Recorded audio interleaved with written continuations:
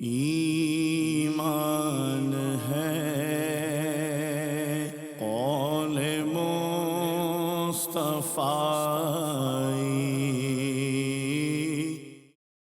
الحمد للہ رب العالمین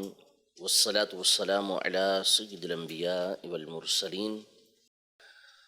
اما بعد فاعوذ باللہ من الشیطان الرجیم، بسم اللہ الرحمن الرحیم۔ الصلاة والسلام علیک یا رسول اللہ وعلی آلک واصحابک یا حبیب اللہ۔ الصلاة والسلام علیک یا نبی اللہ وعلی آلک واصحابک یا نور اللہ۔ الحمدللہ عز و جل درس سیرت ہمارا جاری ہے، اور امام عبدالغنی ابن عبدالواحد المقدسی رحمۃ اللہ تعالی علیہ کی کتاب مختصر سیرت النبی صلی اللہ علیہ وسلم و اصحابہ العشرہ کا دوسرا حصہ، یعنی آپ کے 10 صحابہ کرام علیہم رضوان کی سیرت، جن کو آپ صلی اللہ علیہ وسلم نے ایک ہی مجلس میں جنت کی بشارت دی تھی، یہ ہمارا جاری ہے۔ اس کا پہلا درس الحمدللہ ہم پچھلے ہفتے سن چکے ہیں، جس میں سیدنا ابوبکر صدیق رضی اللہ تعالیٰ عنہ کی کچھ فضائل و کمالات بھی ہم نے سننے کی سعادت حاصل کی تھی۔ مصنف علیہ رحمہ نے اس کتاب میں عام طور پر جو چیزیں باتیں بیان کی ہیں وہ معلومات سے تعلق رکھتی ہیں، یعنی آپ نے زیادہ تر نبی پاک صلی اللہ علیہ وسلم کے بارے میں بھی اور ان 10 صحابہ کرام علیہم رضوان کے بارے میں بھی معلومات فراہم کی ہیں کہ جو ہمیں معلوم ہونی چاہیے۔ ہوتا یہ ہے عام طور پر کہ فضائل و کمالات کی کچھ باتیں یاد رہ جاتی ہیں، جیسے نبی پاک صلی اللہ تعالیٰ علیہ وآلہ وسلم کے جو معجزات ہیں وہ یاد رہ جاتے ہیں۔ اسی طرح صحابہ کرام علیہم رضوان کی جو کرامات ہیں وہ یاد رہ جاتی ہیں، لیکن سیرت سے متعلق وہ امور کے جس کو ذاتی زندگی کہتے ہیں وہ کم پہلو عام طور پہ معلوم ہوتے ہیں، تو اس لیے مصنف علیہ رحمہ نے زیادہ تر اس میں ذات سے متعلق چیزیں ہی ذکر کی ہیں کہ کب اسلام لے کر آئے، کتنے عرصے تک حیات رہے، کب ولادت ہوئی، کب وفات ہوئی، کتنی اولاد تھیں، یہ چیزیں انہوں نے عام طور پر اس میں ذکر کی ہیں، فضائل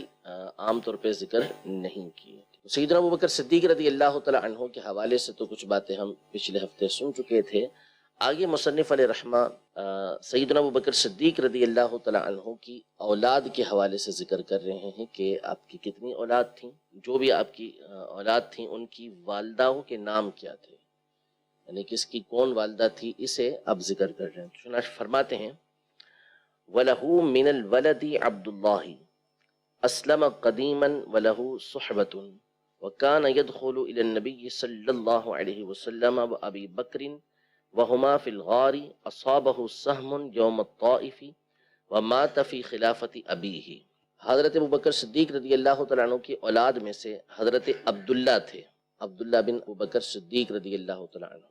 ان کا نام کم مشہور ہے۔ ان کے بارے میں فرماتے ہیں کہ اسلم قدیماً، بالکل ابتدا میں اسلام لے کر آ گئے تھے، اور صحابی تھے۔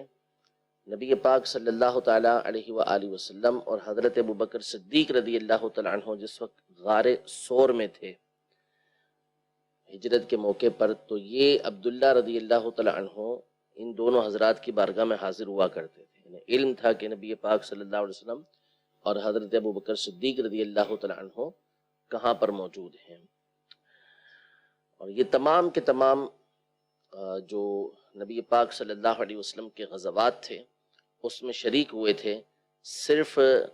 فتح مکہ کے موقع پر اور حنین و طائف کے موقع پر موجود نہیں تھے، باقی جتنی بھی جنگیں ہوئی سب میں یہ حاضر رہے۔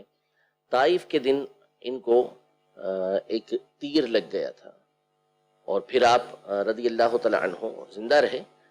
اور حضرت سیدنا ابوبکر صدیق رضی اللہ عنہ کی خلافت میں ان کا انتقال ہوا، یعنی اس جب کہ حضرت ابوبکر صدیق رضی اللہ عنہ حیات تھے، آپ کی حیات میں ہی آپ کے ان شہزادوں کا انتقال ہوا۔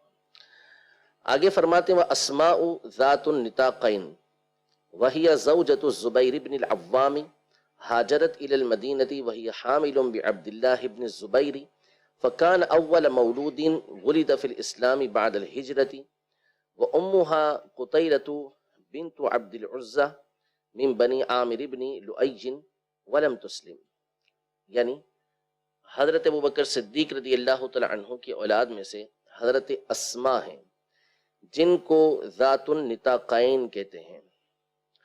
نطاق یہ کمر بند کو کہا جاتا ہے، جس کے ذریعے سے کپڑے کو باندھا جاتا ہے، کمر پہ کپڑا باندھا جاتا ہے، تو اس کو نطاق کہتے ہیں۔ ان کو ذات النطاقین کہنے کی وجہ بڑی مشہور و معروف ہے کہ یہ نبی پاک صلی اللہ علیہ وسلم اور حضرت ابوبکر صدیق رضی اللہ تعالی عنہ کے لیے کھانا لے کر غار ثور میں جایا کرتی تھی۔ تو ایک مرتبہ سامان باندھنے کے لیے کوئی کپڑا وغیرہ نہیں مل رہا تھا، تو انہوں نے اپنا یہی کمر بند نکالا، کپڑا نکالا اور اسے دو ٹکڑے کر کے اسے باندھ لیا، تو اسی وقت سے آپ کا نام ذات النطاقین پڑ گیا۔ حضرت زبیر بن العوام رضی اللہ تعالی عنہ جو نبی پاک صلی اللہ علیہ وسلم کے صحابی بھی ہیں، نبی پاک صلی اللہ تعالی علیہ وآلہ وسلم کے پھوپھی ذات بھائی بھی ہیں، اور نبی پاک صلی اللہ علیہ وسلم کے ہم زلف بھی ہیں، یعنی چونکہ حضرت عائشہ رضی اللہ تعالی عنہ جن کا تذکرہ پیچھے تفصیل سے گزر چکا ہے، وہ حضرت اسما رضی اللہ تعالی عنہ کی بہن ہیں۔ حضرت اسما رضی اللہ تعالی عنہ اور حضرت عائشہ رضی اللہ تعالی عنہ آپس میں بہن ہیں۔ حضرت عائشہ رضی اللہ تعالی عنہ ام المومنین ہیں، اور حضرت اسما رضی اللہ تعالی عنہ حضرت زبیر رضی اللہ تعالی عنہ کی اہلیہ تھیں، تو یوں یہ نبی پاک صلی اللہ علیہ وسلم کے ہم زلف بھی تھے۔ ہاجرت الی المدینہ، انہوں نے مدینہ منورہ کی طرف ہجرت کا شرف بھی حاصل کیا، حضرت اسما رضی اللہ تعالی عنہ نے، اور یہ بڑا شرف ہوتا تھا کہ جس کو ہجرت مدینہ کا موقع ملتا تھا وہ مہاجر کہلاتے تھے، اور ان کے بڑے فضائل قرآن و حدیث کے اندر موجود ہیں، تو اس لیے ان کی اس فضیلت کو یہاں پر ذکر کیا ہے۔ اور اس وقت حضرت عبداللہ بن زبیر رضی اللہ تعالی عنہ ان کے بطن میں موجود تھے، رحم میں موجود تھے۔ فکان اول مولود ولد فی الاسلام بعد الہجرہ، ہجرت کے بعد اسلام میں سب سے پہلے ولادت بھی ان کے شہزادے حضرت عبداللہ بن زبیر رضی اللہ تعالی عنہ کی ہوئی، یعنی جب مسلمانوں نے مکے سے مدینے کی طرف ہجرت کی تو اس وقت تک مسلمانوں کے یہاں ولادتیں نہیں ہوئی تھی کسی کی، تو حضرت عبداللہ بن زبیر رضی اللہ تعالی عنہ کی ولادت ہوئی، تو یہ سب سے پہلے بچے تھے کہ مہاجرین میں جن کی ولادت ہوئی تھی، تو مسلمان ان کی پیدائش کی وجہ سے بڑے خوش ہوئے تھے۔ تو یہ مہاجر جو صحابہ ہیں ان میں اسلام کے اندر پیدا ہونے والے سب سے پہلے صحابی ہیں حضرت عبداللہ بن زبیر، اور انصار میں حضرت نعمان بن بشیر رضی اللہ تعالیٰ عنہ اسلام کے اندر سب سے پہلے وہ پیدا ہوئے۔ حضرت اسما رضی اللہ تعالی عنہ کی والدہ کا نام قطیلہ بنت عبد العزہ تھا، جو بنو عامر بن لؤی سے تعلق رکھتی تھی اور اسلام لے کر نہیں آئی تھی، تو حضرت ابوبکر صدیق رضی اللہ تعالی عنہ نے پھر اسے چھوڑ دیا تھا، یعنی اسلام کی آمد سے پہلے ہی اس سے نکاح ہوا تھا۔ حضرت ابوبکر صدیق رضی اللہ تعالی عنہ نے نبی پاک صلی اللہ علیہ وسلم کی دعوت پر لبیک کہتے ہوئے اسلام قبول کیا، لیکن آپ کی جو یہ اہلیہ تھی، خاتون تھی، بیوی تھی قطیلہ بنت عبد العزہ، تو وہ اسلام لے کر نہیں آئی۔ حضرت ابوبکر صدیق رضی اللہ تعالی عنہ نے بعد میں اسے چھوڑ دیا۔ وعائشۃ زوج النبی صلی اللہ تعالی علیہ وآلہ وسلم، اور تیسری آپ کی جو اولاد ہیں یعنی بیٹی دوسری حضرت عائشہ رضی اللہ تعالی عنہ ہیں، اور ان کا تذکرہ پیچھے نبی پاک صلی اللہ علیہ وسلم کی جہاں سیرت بیان ہوئی اور آپ کے گھر والوں کا تذکرہ ہوا کہ آپ کی کتنی ازواج مطہرات ہیں، اس میں ڈیٹیل کے ساتھ تفصیل کے ساتھ گزر چکا ہے۔ وَأَخُوهَا لِأُمِّهَا وَأَبِيهَا عَبْدُ الرَّحْمَنِ بْنُ أَبِي بَكْرٍ شَهِدَ بَدْرًا مَعَ الْمُشْرِكِينَ وَأَسْلَمَ بَعْدَ ذَلِكَ، حضرت عائشہ رضی اللہ تعالی عنہا کے سگے بھائی، یعنی ان کی والدہ اور ان کے والد ایک ہی تھے، وہ ہیں عبد الرحمن بن ابو بکر رضی اللہ تعالی عنہ، یہ مشہور صحابی ہیں کہ حضرت عائشہ رضی اللہ تعالی عنہ کے یہ سگے بھائی تھے، بدر کے میدان میں یہ مشرکین کے ساتھ آئے تھے، اور جب یہ لڑائی کے لیے نکلے تھے تو حضرت ابوبکر صدیق رضی اللہ تعالی عنہ یہ کھڑے ہوئے تھے کہ میں جا کے ان سے لڑوں گا. یہ مشرکین کے ساتھ آئے ہیں اور حضرت ابوبکر صدیق رضی اللہ تعالی عنہ یہ مسلمانوں کے ساتھ تھے، تو انہوں نے مقابلے کی دعوت دی کہ کون ہے جو مقابلے کے لیے میرے سامنے آئے گا. تو حضرت ابوبکر صدیق رضی اللہ تعالی عنہ کھڑے ہوئے تھے. تو نبی پاک صلی اللہ علیہ وسلم نے منع فرما دیا کہ متعنا بنفسک، اپنے آپ سے ہمیں مزید فائدہ اٹھانے دو. تو نہیں بھیجا نبی پاک صلی اللہ علیہ وسلم نے. پھر بعد میں فرماتے ہیں وَأَسْلَمَ بَعْدَ ذَلِكَ، اس کے بعد یہ حضرت عبد الرحمن بن ابو بکر رضی اللہ تعالی عنہ اسلام لے کر آ گئے تھے. بڑے جری اور بہترین تیر انداز تھے. وَأُمُّهَا أُمُّ رُؤْمَانَ بنت عامر بن عویمر بن عبد شمس بن عتاب بن عزینة بن سبیع بن دہمان بن الحارث بن غنم بن مالک بن کنانة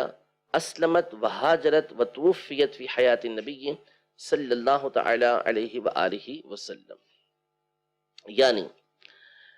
ان دونوں حضرات کی جو والدہ ہیں حضرت عائشہ رضی اللہ تعالی عنہ اور حضرت عبد الرحمن بن ابو بکر رضی اللہ تعالی عنہ، ان کی والدہ ام رومان ہیں. پھر ان کا نسب ذکر کیا کہ کنانہ تک ان کا نسب جاتا ہے، جو پھر کنانہ پر جا کر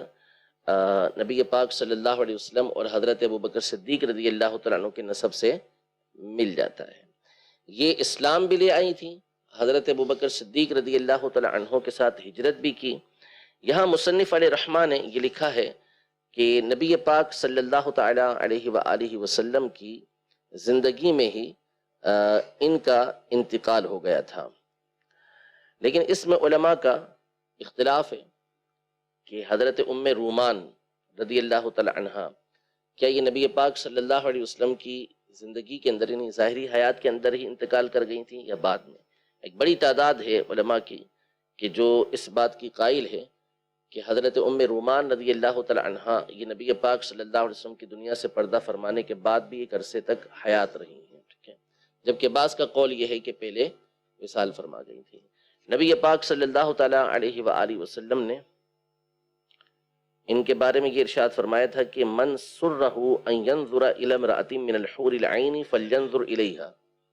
یعنی جو یہ دیکھنا چاہے کہ جنت کی حور کیسی ہے تو وہ ان کو دیکھ سکتا ہے، یعنی جس وقت دیکھنے کی اجازت ہوگی اس وقت کے بارے میں فرمایا تھا. وہ ابو عتیق محمد بن عبد الرحمن ولد فی حیات النبی صلی اللہ تعالی علیہ وسلم. عبد الرحمن بن ابو بکر رضی اللہ تعالی عنہ، حضرت ابو بکر صدیق رضی اللہ تعالی عنہ کے جو شہزادے ہیں، ان کے ایک بیٹے تھے محمد بن عبد الرحمن، ان کا نام محمد تھا، جن کی کنیت ابو عتیق تھی. یہ نبی پاک صلی اللہ علیہ وسلم کی حیات میں ہی یعنی ظاہری حیات میں ہی پیدا ہو گئے تھے. تو اب نتیجہ کیا نکلا کہ جب نبی پاک صلی اللہ علیہ وسلم کی ظاہری حیات کے اندر ہی یہ پیدا ہو گئے تو صحابہ کرام علیہم رضوان کا معمول تھا کہ وہ نبی پاک صلی اللہ تعالیٰ علیہ وسلم کی بارگاہ میں اپنے بچوں کو لے جایا کرتے تھے اور آپ علیہ الصلوۃ والسلام دعا دیتے تھے، گتھی ان کو دیا کرتے تھے. یہ صحابہ کرام علیہ رضوان کا معمول تھا. تو یقیناً سیدنا ابوبکر صدیق رضی اللہ تعالیٰ عنہ بھی ان کو لے کر گئے تو یوں ان کو صحابیت کا شرف حاصل ہوا. حضرت محمد بن عبد الرحمن رضی اللہ تعالیٰ عنہ کو نتیجہ کیا نکلے گا، اس کا نتیجہ بیان کرتے ہیں کہ ولا يعرف فی الصحابۃ اربعۃ صحیب النبی صلی اللہ تعالی علیہ وسلم بعدهم اولاد بعد سواہم، یعنی صحابہ کرام علیہم رضوان میں کوئی بھی ایسے 4 افراد معروف نہیں ہیں جنہوں نے نبی پاک صلی اللہ علیہ وسلم کی صحبت حاصل کی ہو اور وہ ایک دوسرے کی اولاد ہو، یعنی 4 نسلیں مسلسل صحابیت کے شرف سے مشرف ہوئی ہوں. یہ صرف سیدنا ابوبکر صدیق رضی اللہ تعالی عنہ کے گھرانے کو شرف حاصل ہے. ٹھیک ہے کہ آپ کے والد گرامی ابو قحافہ وہ بھی اسلام لے کر آئے، خود حضرت ابوبکر صدیق رضی اللہ تعالی عنہ یہ بھی اسلام لے کر آئے، اور پھر اس کے بعد آپ کے بیٹے سارے بیٹے اسلام لے کر آئے، بیٹیاں بھی اسلام لے کر آئیں. ان میں سے عبد الرحمن رضی اللہ تعالی عنہ تھے، اور پھر اس کے بعد ان کے بیٹے محمد یہ بھی اسلام لے کر آئے. تو یوں 4 نسلیں کیا ہو گئیں، صحابیت کا شرف حاصل کرنے والی ہو گئی. اور دوسری طرف دیکھیں تو آپ کی بیٹی حضرت اسما یہ بھی ایمان لے کر آئیں، اور ان کے بیٹے حضرت عبداللہ بن زبیر رضی اللہ تعالیٰ عنہ یہ بھی ایمان لے کر آئے، تو اس طرف سے 3 نسلیں یہ صحابیت کا شرف حاصل کرنے والی تھی۔ ومحمد بن ابی بکر ولد عام حجۃ الوداع وقتل بمصر وقبره بها وامه اسماء بنت عمیس الخثعمیہ، یعنی محمد بن ابو بکر رضی اللہ تعالیٰ عنہ یہ بھی حضرت ابو بکر صدیق رضی اللہ تعالیٰ عنہ کے بیٹے تھے، اور حجۃ الوداع کے موقع پر پیدا ہوئے تھے، اور مصر میں ان کو شہید کیا گیا تھا، اور مصر کے اندر ہی ان کی قبر مبارک موجود ہے۔ ان کی والدہ کا نام اسماء بنت عمیس الخثعمیہ ہے، یہ تیسری اہلیہ ہیں حضرت ابو بکر صدیق رضی اللہ تعالیٰ عنہ کی۔ وام کلثوم بنت ابی بکر ولدت بعد وفات ابی بکر رضی اللہ تعالی عنہ وامها حبیبہ وقیل فاختۃ بنت خارجۃ بن زید بن ابی زہیر الانصاری تزوجها طلحة بن عبید اللہ، یعنی حضرت ابوبکر صدیق رضی اللہ تعالی عنہ کی تیسری شہزادی حضرت ام کلثوم بنت ابو بکر ہیں۔ یہ حضرت ابوبکر صدیق رضی اللہ تعالی عنہ کی وفات کے بعد، یعنی آپ کی دنیا سے پردہ فرمانے کے بعد پیدا ہوئی۔ ان کی والدہ کا نام حبیبہ تھا، یا بعض نے کہا کہ ان کی والدہ کا نام فاختہ بنت خارجہ تھا۔ ام کلثوم رضی اللہ تعالی عنہ یہ حضرت ابوبکر صدیق رضی اللہ تعالی عنہ کی بیٹی کا نام بھی ہے، اور ان کا جو نکاح ہوا وہ حضرت طلحہ بن عبید اللہ جو جنتی صحابی عشرہ مبشرہ میں سے ہیں ان سے ہوا۔ تو یہ وہ تھیں کہ جو ابھی پیدا نہیں ہوئی تھی، لیکن ان کی پیدائش سے پہلے ہی حضرت ابوبکر صدیق رضی اللہ تعالی عنہ نے حضرت عائشہ رضی اللہ تعالی عنہ کو بتا دیا تھا کہ بیٹی کی ولادت ہوگی، جو ولادت ہوگی وہ بیٹی کی ہوگی۔ اس کو علماء نے حضرت ابوبکر صدیق رضی اللہ تعالی عنہ کی کرامات میں سے شمار کیا ہے۔ وَلَهُ 3 بنین و3 بنات كلهم له صحبة إلا ام کلثوم ومحمد ولد فی حیات النبی صلی اللہ علیہ وسلم، یعنی فرماتے ہیں کہ حضرت ابوبکر صدیق رضی اللہ تعالی عنہ کے 3 بیٹے اور 3 بیٹیاں تھیں۔ تذکرہ تمام کا ہو گیا۔ ان تمام کو صحبت حاصل ہوئی، یعنی نبی پاک صلی اللہ علیہ وسلم کا صحابی بننے کا شرف حاصل ہوا، سوائے ام کلثوم رضی اللہ تعالی عنہ کے، کہ ان کو نبی پاک صلی اللہ علیہ وسلم کی صحبت نہیں ملی، ظاہر ہے کیونکہ حضرت ابوبکر صدیق رضی اللہ تعالی عنہ کی وفات کے بعد ان کی جب پیدائش ہو رہی ہے تو نبی پاک صلی اللہ تعالی علیہ وسلم تو پہلے ہی دنیا سے تشریف لے جا چکے ہیں، تو ان کے صحابی ہونے کا سوال پیدا نہیں ہوتا۔ وہ محمد، اور محمد یعنی حضرت محمد بن ابو بکر رضی اللہ تعالی عنہ، یہ نبی پاک صلی اللہ علیہ وسلم کی حیات میں پیدا ہو گئے تھے، حجۃ الوداع کے موقع پر پیدا ہوئے۔ اس کا مطلب ہے کہ نبی پاک صلی اللہ علیہ وسلم کی صحبت ان کو حاصل ہوئی۔ حضرت ابوبکر صدیق رضی اللہ تعالی عنہ جمادی الاخرہ میں آپ کا وصال ہوا، اور ایک قول یہ ہے جو مصنف علیہ رحمہ ذکر کر رہے ہیں کہ اس وقت 27 جمادی الاخرہ تھی، 27 جمادی الاخرہ تھی، اور سن جو تھا ہجری سن وہ سن 13 ہجری تھا۔ میں پہلے بھی اس بات کو ذکر کر چکا ہوں کہ جو تاریخ وفات، تاریخ ولادت ہوتی ہے، اس میں ائمہ کا اختلاف چلتا رہتا ہے، کثیر اختلاف ہوتا ہے، کوئی تاریخ بیان کرے گا، کوئی تاریخ بیان کرے گا، اسی طرح مختلف مشہور واقعات کی تاریخ میں بھی اختلاف ہو جاتا ہے، لیکن قابل عمل اور قابل قبول وہ ہوتی ہے کہ جس پر جمہور ائمہ ہوتے ہیں۔ تو جمہور ائمہ کے نزدیک جو ہے وہ حضرت ابوبکر صدیق رضی اللہ تعالی عنہ کی جو وفات ہوئی، دنیا سے جو آپ نے پردہ فرمایا، وہ 22 جمادی الاخرہ کو آپ نے پردہ فرمایا، ٹھیک ہے، یعنی ابھی جمادی الاخرہ ختم ہونے میں 8 دن باقی تھے۔ یہ حضرت ابوبکر صدیق رضی اللہ تعالی عنہ کا انہوں نے کچھ تعارف پیش کیا، جسے ہم نے الحمدللہ کچھ تفصیل کے ساتھ بیان کرنے کی سعادت حاصل کی۔ اب جو دوسرے صحابی عشرہ مبشرہ میں سے مشہور و معروف صحابی ہیں، حضرت سیدنا عمر بن خطاب رضی اللہ تعالی عنہ، ابو حفص عمر بن خطاب رضی اللہ تعالی عنہ۔ سب سے پہلے تو مصنف علیہ رحمہ نے ان کا نسب ذکر کیا ہے، جیسا کہ ان کی عادت ہے کہ جہاں ممکن ہوتا ہے نسب کو ضرور ذکر کرتے ہیں. تو چنانچہ فرماتے ہیں ابو حفص عمر بن الخطاب رضی اللہ تعالی عنہ ابن نفیل بن عبد العزى بن ریاح بن عبد اللہ بن قرط بن رزاح بن علی بن کعب بن لؤی بن غالب یلتقی مع رسول اللہ صلی اللہ علیہ وسلم کعب بن لؤی. یعنی حضرت عمر رضی اللہ تعالی عنہ کا نسب نبی پاک صلی اللہ تعالی علیہ وآلہ وسلم سے کعب بن لؤی رضی اللہ تعالی عنہ میں جا کر مل جاتا ہے. ٹھیک ہے، یہ حضرت عمر رضی اللہ تعالی عنہ کا انہوں نے نسب ذکر کیا ہے. والدہ کے حوالے سے فرماتے ہیں وَأُمُّهُ حنتمۃ بنت ہاشم وقیل ہشام ابن المغیرۃ بن عبد اللہ بن عمر بن مخزوم. یعنی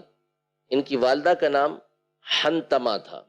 حنتمہ بنت ہاشم یا بنت ہشام. حضرت عمر رضی اللہ تعالی عنہ کی والدہ کا نام یہ تھا. حضرت عمر رضی اللہ تعالی عنہ ان کے فضائل اس قدر ہیں کہ جس کو بیان کرنے کے لیے نہ ایک مجلس کافی ہے نہ کوئی ایک کتاب کافی ہے. اعلی حضرت امام اہل سنت رحمۃ اللہ تعالی علیہ نے تجلی الیقین میں جو نبی پاک صلی اللہ تعالی علیہ وسلم کے سید المرسلین ہونے کے دلائل پر مشتمل کتاب ہے، جس میں آپ نے حضور پاک صلی اللہ تعالی علیہ وآلہ وسلم کے تمام رسولوں کے سردار ہونے کو ذکر کیا ہے. اس میں آپ نے فرمایا، یعنی پوچھا گیا آپ رحمۃ اللہ تعالی علیہ سے کہ نبی پاک صلی اللہ علیہ وسلم کے سید المرسلین ہونے پر دلائل کیا ہیں، تو آپ نے اس پر تعجب کا اظہار کیا کہ نبی پاک صلی اللہ علیہ وسلم کے سید المرسلین ہونے پر دلائل کی حاجت. پھر فرمایا کہ یہ وہ بحر نا کنار ہے کہ فرماتے ہیں کہ میں نے شیخین کی افضلیت کے اوپر، فضیلت افضلیت کے اوپر جب لکھنا شروع کیا تو اس کے 90 جز بن گئے، کتابیں بن گئی چھوٹی سی. ٹھیک ہے، 90 کتابیں صرف اور صرف شیخین کی افضلیت کے اوپر. اور یہاں تو نبی پاک صلی اللہ تعالی علیہ وسلم کے فضائل کا معاملہ ہے، اس کے لیے تو جلدیں بھی کم ہیں. ٹھیک ہے، تو فضائل بہت سارے ہیں حضرت عمر رضی اللہ تعالی عنہ کے. آپ کی فضیلت کے لیے یہی کافی ہے کہ نبی پاک صلی اللہ تعالی علیہ وآلہ وسلم ان سے بہت زیادہ محبت فرمایا کرتے تھے. یعنی حضرت عمر رضی اللہ تعالی عنہ کا جب وصال ہوا تو حضرت علی رضی اللہ تعالی عنہ جنازے پر حاضر ہوئے اور آپ نے فرمایا کہ جو چادر اوڑے تشریف فرما ہے، اللہ پاک کی بارگاہ میں حاضر ہونا ان کے نامہ اعمال سے بڑھ کر کوئی ایسا نامہ اعمال نہیں ہے جس کو لے کر میں اللہ پاک کی بارگاہ میں حاضر ہونا پسند کروں. کہ ان کی نیکیاں، ان کی برکات اتنی زیادہ ہیں، ان کی وجہ سے اسلام کو قوت حاصل ہوئی. ان کے اسلام لانے پر آسمانوں میں فرشتوں نے خوشیاں منائیں. نبی پاک صلی اللہ تعالی علیہ وآلہ وسلم نے ان کے اسلام لانے کی دعا اللہ کی بارگاہ میں کی، اور دعا بھی کیا تھی کہ اے اللہ 2 عمروں میں سے کسی ایک عمر کے ذریعے اسلام کو عزت عطا فرما، اسلام کو مضبوط فرما. تو یہ دعائے مصطفیٰ صلی اللہ علیہ وسلم بھی تھے، مطلوب مصطفیٰ صلی اللہ تعالی علیہ وسلم بھی تھے، محبوب مصطفیٰ صلی اللہ تعالی علیہ وسلم بھی تھے. اور اسلام لانے سے قبل بھی آپ رضی اللہ تعالی عنہ جہاں آپ کی بہادری مشہور و معروف تھی، وہیں آپ کی ذہانت، آپ کی فراست، آپ کا سفیر ہونا، یعنی لوگوں کے درمیان معاملات کو طے کروانا، یہ مشہور و معروف تھا. جب قریش کا کسی قوم سے معاملہ ہوتا، آپس میں چاہے فخر کے طور پہ کسی کو بھیجنا ہو، صلح کے لیے کسی کے پاس بھیجنا ہو، تو حضرت عمر رضی اللہ تعالیٰ عنہ کو بھیجا کرتے تھے. اسلام لانے سے پہلے نبی پاک صلی اللہ علیہ وسلم کے بارے میں ان کے تاثرات ہر ایک کو معلوم ہے، ہر ایک کو معلوم ہے کہ کس طرح ننگی تلوار لے کر نبی پاک صلی اللہ علیہ وسلم کو نعوذ باللہ شہید کرنے کے لیے پھر رہے تھے. اور زور اللہ پاک نے ایسا عطا فرمایا تھا، قوت ایسی عطا فرمائی تھی، اور جسم ایسا عطا فرمایا تھا ان کو کہ مورخین نے لکھا ہے کہ ہماری پوری ایک بارش اور حضرت عمر رضی اللہ عنہ کی صرف ہتھیلی، یہ برابر، بالش بھی کسی بڑے آدمی کی، لمبے چوڑے قد والے آدمی کی بالش پوری، اور حضرت عمر رضی اللہ عنہ کی صرف ہتھیلی، یہ برابر ہوتی تھی، ایسے بلند و بالا تھے۔ لیکن کمال یہ تھا کہ پہلے نبی پاک صلی اللہ علیہ وسلم کے ساتھ معاملہ کچھ تھا، لیکن جب ایمان لے آتے ہیں، اسلام لے آتے ہیں، تو نبی پاک صلی اللہ تعالی علیہ وآلہ وسلم کو محبوبوں کی طرح راضی کرتے ہیں، یعنی نبی پاک صلی اللہ علیہ وسلم کو کسی صورت ناراض نہیں دیکھ سکتے تھے۔ جگہ جگہ احادیث طیبہ میں کہ کسی نے کوئی سوال کر لیا، آپ صلی اللہ علیہ وسلم کے چہرے پر ناراضی کے آثار آئے تو آپ حضرت عمر رضی اللہ تعالی عنہ گھٹنوں کے بل گر جاتے تھے۔ ایک دفعہ نبی پاک صلی اللہ علیہ وسلم کسی بات پر جلال میں تشریف لے آئے، ناراض ہوئے صحابہ کرام علیہم رضوان سے، تو آپ اپنے بالا خانے میں تشریف فرماتے تو خواتین سے ناراض ہوئے تھے نبی پاک صلی اللہ علیہ وسلم۔ حضرت عمر رضی اللہ تعالی عنہ گئے نبی پاک صلی اللہ علیہ وسلم سے گفتگو کرنے لگے، اور پرانی پرانی باتیں چھیڑ کر آخر کار نبی پاک صلی اللہ علیہ وسلم کو ہنسا دیا، یعنی راضی کر دیا نبی پاک صلی اللہ علیہ وسلم کو۔ تو اس وقت جب اسلام نہیں لائے تھے کیفیت کچھ اور تھی، لیکن جب اللہ پاک نے اسلام کی دولت آپ کو عطا فرما دی تو ان کی کیفیت نبی پاک صلی اللہ علیہ وسلم کے حوالے سے بالکل جدا ہو گئی، یعنی کسی صورت نبی پاک صلی اللہ علیہ وسلم کے جلال کو برداشت نہیں کر سکتے تھے۔ آپ علیہ الصلوۃ والسلام کو فوری طور پر راضی کیا کرتے تھے۔ حضور علیہ الصلوۃ والسلام کے معاملے میں انتہا درجے کی غیرت رکھا کرتے تھے،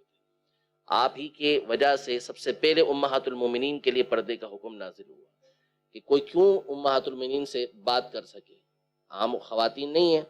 تو ان کی خواہش پر سب سے پہلے پردے کا حکم ان کے لیے نازل ہوا۔ فرماتے ہیں مصنف علیہ رحمہ، اسلم بمکہ، حضرت عمر رضی اللہ تعالی عنہ مکہ مکرمہ میں اسلام لے کر آئے، اور مشہور قول کے مطابق آپ 40ویں صحابی تھے جو اسلام لے کر آئے تھے، آپ سے قبل 39 لوگ ایمان لے کر آ چکے تھے۔ وشہید المشاہد کلہا مع رسول اللہ صلی اللہ علیہ وسلم، اور نبی پاک صلی اللہ تعالی علیہ وآلہ وسلم کے ساتھ تمام کے تمام غزوات میں شریک ہوئے۔ نبی پاک صلی اللہ علیہ وسلم کے ساتھ تمام سفروں کے اندر جایا کرتے تھے، تمام غزوات کے اندر جایا کرتے تھے۔ اب یہاں سے مصنف علیہ رحمہ آپ کی اولاد کا تذکرہ کر رہے ہیں کہ اولاد کی کثرت آپ رضی اللہ تعالی عنہ کو اللہ پاک نے عطا فرمائی۔ سب سے پہلے وَأَوْلَادُهُ ابو عبد الرحمن عبد اللہ اسلم قدیما وہاجر مع ابیہ وہو من خیار الصحابہ، کہ آپ کی اولاد میں سے سب سے پہلے حضرت عبداللہ، یعنی حضرت عبداللہ بن عمر رضی اللہ تعالی عنہ، جن کی کنیت ابو عبد الرحمن ہے، قدیماً اسلام لے آئے، شروع میں ہی اسلام لے کر آئے تھے۔ وہاجر مع ابیہ، اپنے والد کے ساتھ انہوں نے ہجرت کی، جبکہ دیگر روایتوں کے اندر ہے کہ اپنے والدین کے ساتھ انہوں نے ہجرت کی، اور ایک قول یہ ہے کہ اپنے والدین سے پہلے، یعنی حضرت عمر رضی اللہ تعالی عنہ سے بھی پہلے یہ ہجرت کر چکے تھے، مکہ مکرمہ سے مدینہ منورہ جا چکے تھے۔ وَهُوَ مِنْ خِيَارِ الصحابہ، یہ بہترین اور اعلیٰ درجے کے صحابہ کرام علیہم رضوان سے تعلق رکھتے ہیں، اور سب سے جو مشہور و معروف ان کا وصف ہے وہ ہے اتباع رسول صلی اللہ تعالیٰ علیہ وسلم۔ نبی پاک صلی اللہ تعالیٰ علیہ وسلم کی اتباع کرنے میں، نبی پاک صلی اللہ علیہ وسلم کے طریقہ کار کو اختیار کرنے میں ان کا مثل کوئی نہیں ملتا، کہ آپ علیہ الصلوۃ والسلام کے طریقے پر جس طرح دیوانہ وار یہ عمل کیا کرتے تھے، وہ کتابوں کے اندر جو ان کے لیے مذکور ہے وہ کسی اور کے لیے مذکور نہیں ہے۔ یعنی آپ علیہ الصلوۃ والسلام کے امور عادیہ کہ جو بطور سنت نبی پاک صلی اللہ علیہ وسلم نے ادا نہیں کیے، بلکہ عادتاً جو کام نبی پاک صلی اللہ علیہ وسلم نے کیے وہ یہ کیا کرتے تھے۔ جب آپ مکہ مکرمہ سے مدینہ منورہ کی طرف آتے یا مدینہ منورہ سے مکہ مکرمہ سفر اختیار کرتے، تو بخاری شریف میں امام بخاری رحمۃ اللہ تعالی علیہ نے طویل حدیث مبارکہ ذکر کی ہے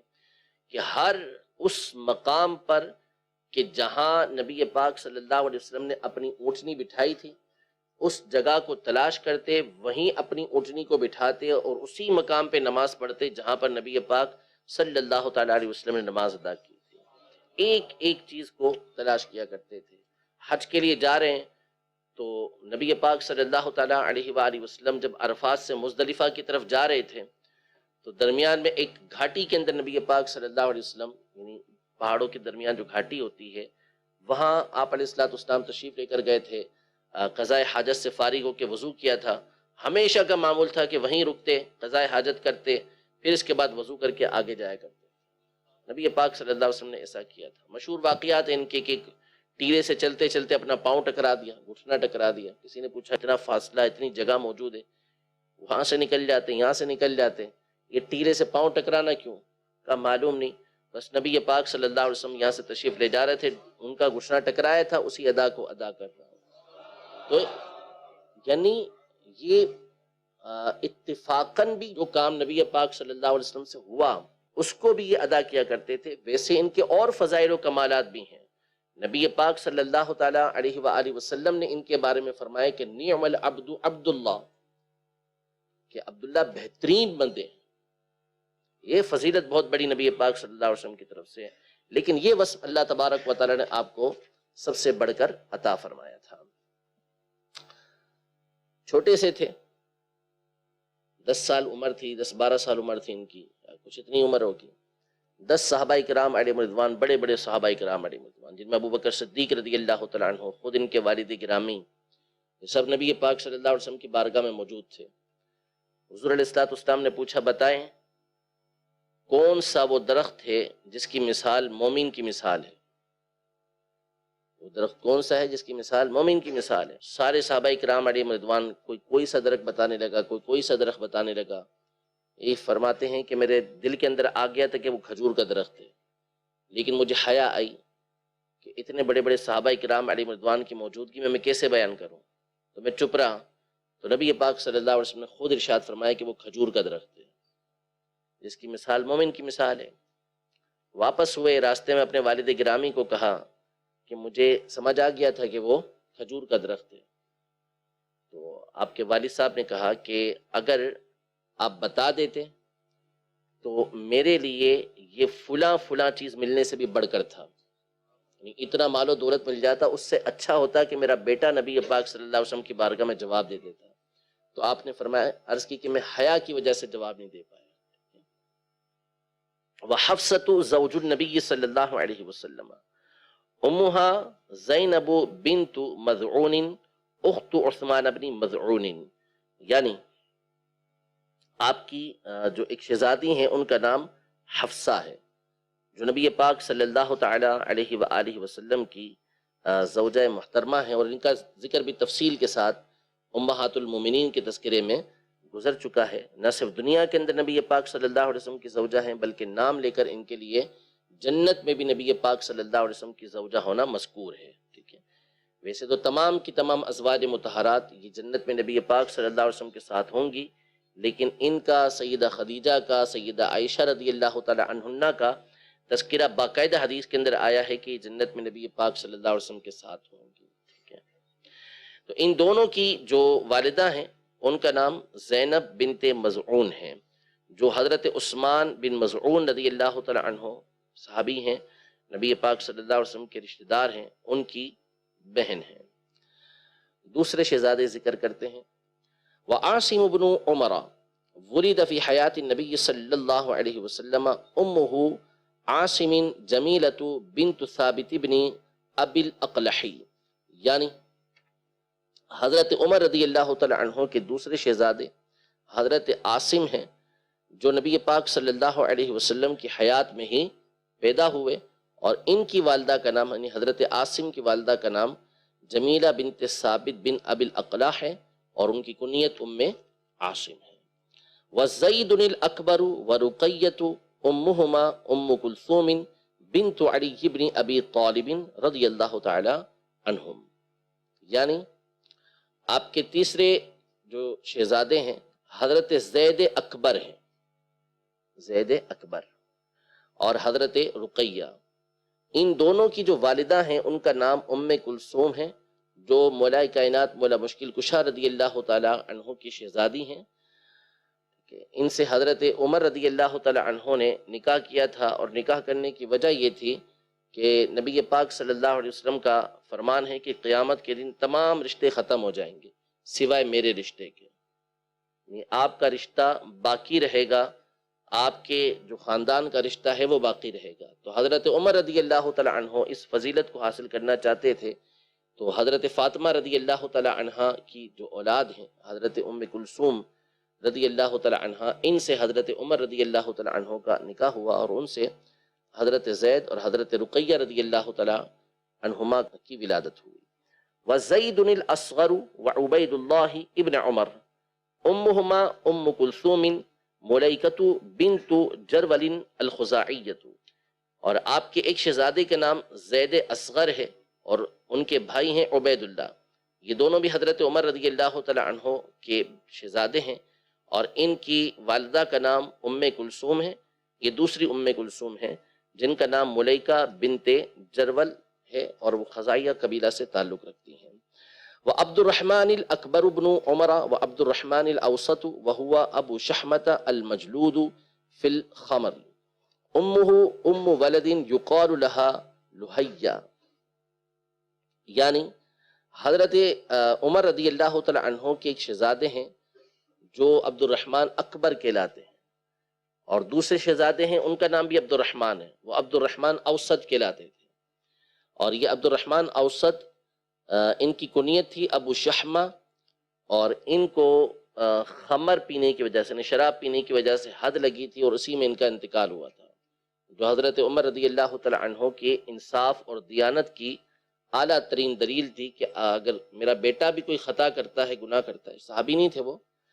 غلطی کرتا ہے تو اس کو بھی وہی سزا ملے گی جو دوسروں کو ملتی ہے، تو سزا ان کو دی گئی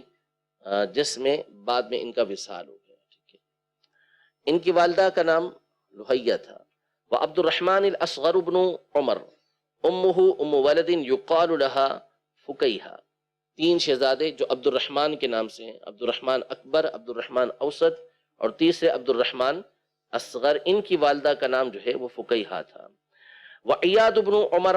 امہ عاتکۃ بنت زید بن عمرو بن نفیل، یعنی ایک شہزادے کا نام ایاز بن عمر ہے، ان کی والدہ کا نام عاتکہ بنت زید بن عمرو بن نفیل ہے۔ وعبد اللہ الاصغر بن عمر امہ سعیدۃ بنت رافع الانصاریۃ من بنی عمرو بن عوف، اور ایک شہزادے عبداللہ اصغر ہیں، ان کی والدہ کا نام سعیدہ بنت رافع الانصاریہ ہے جو بنو عمرو بن عوف سے تعلق رکھتی ہیں۔ وفاطمۃ بنت عمر امہا ام حکیم بنت الحارث بن ہشام، اور آپ کی شہزادی کا نام فاطمہ بنت عمر ہے، ان کی والدہ کا نام ام حکیم ہے۔ وام الولید بنت عمر وفیہا نظر، آپ کی ایک بیٹی کا نام ام ولید ہے،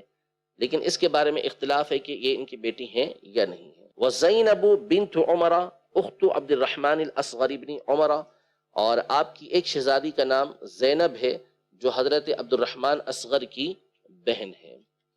ٹھیک ہے، اس زمانے میں اولاد کی بھی کثرت ہوتی تھی اور نکاح بھی چونکہ ایک سے زائد ہوا کرتے تھے، تو اس لیے جن جن کا تذکرہ مصنف علیہ رحمہ کو ملا ہے ان تمام کا تذکرہ انہوں نے یہاں پر کر دیا ہے۔ یہ ان کا کمال ہے۔ آگے چل کے مولا کائنات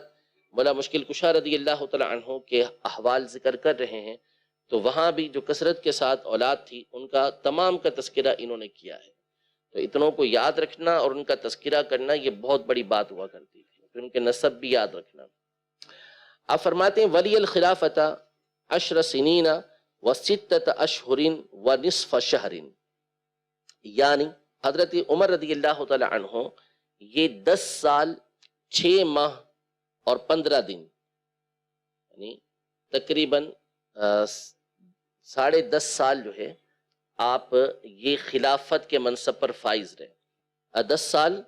6 ماہ اور 15 دن، نصف شہر یعنی آدھا مہینہ، 10 سال ہوئے اور 6.5 مہینے آپ رضی اللہ تعالی عنہ نے منصب خلافت کو سنبھال کے رکھا، اور جیسا آپ نے سنبھالا دوسرا کبھی آپ جیسا سنبھال ہی نہیں پایا۔ یعنی خود نبی پاک صلی اللہ تعالی علیہ وسلم نے خواب دیکھا تھا کہ ایک ڈول آپ نے نکالا، پھر اس کے بعد حضرت ابوبکر رضی اللہ تعالی عنہ نے کنویں سے ڈول نکالا، تو ان کے نکالنے میں کچھ کمی تھی، ضعف تھا،